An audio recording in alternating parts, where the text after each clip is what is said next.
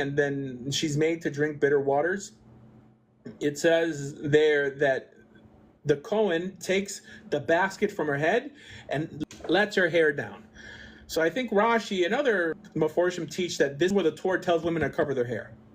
Now, is that exactly what the Torah is telling you to do? It's describing that her hair was let down. That doesn't mean that that's a rule that all women have to cover their hair, or even married women have to cover their hair. It just doesn't say that, all right? So that's the idea, that they come up with the rabbinic law and then they'll find some evidence in the Torah to justify that law. But you can't say it's from the Torah, right? At least you can honestly say that that's the plain meaning of the verse. And there's many Jews that get stuck on this. Why? Because it's quite impossible to find a Jewish Bible that doesn't come with a commentary built inside of it. So sometimes you read the commentary like you're reading the actual Bible, and you fail to make a distinction. How many times haven't I debated someone and they'll quote Rashi, but they'll tell me they're quoting the Torah. They're like, no, I know for a fact it's in the Torah, and they're actually quoting Rashi. It's not their fault so much, because Rashi is in the Torah. It's in every Jewish Bible. You're going to find a Rashi commentary. That's a problem. It was the opinion of Rabbi Shimon ben Yochai, and I agree. Jewishness comes through the mother. I agree. But I agree it's rabbinic, right? I mean, that may offend a secular person, but I think religious people understand that rabbinic laws carry weight, and we have to keep rabbinic laws because the Torah tells us to listen to the judges, right? So we have to keep it either way, but I'm not going to lie, right?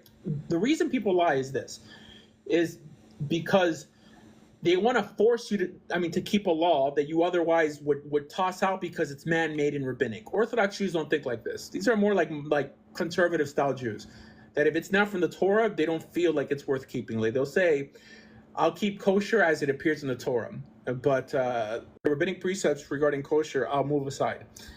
So from an Orthodox perspective, right, the notion of not being a Baal Tosif, right, of not adding to the Torah, right, or of lo sasso, or of not straying from the right or left of what the judges command us, that's in the Torah. So of course we're not even going to take rabbinic laws lightly. But we have to try to speak like academics, right? I mean, if you're a teacher of Torah, try to sound a bit more academic. I mean, don't make it seem like only because you believe something is true, you have to say it's from the Torah. How many times people tell me reincarnation's in the Torah? And they'll quote Rashi and the Arizal and this and that. You're like, you see, if they say it's from the Torah, who are you to say anything different? Right? So now it's my rabbi could beat up your rabbi. So it's stupid. It's stupid.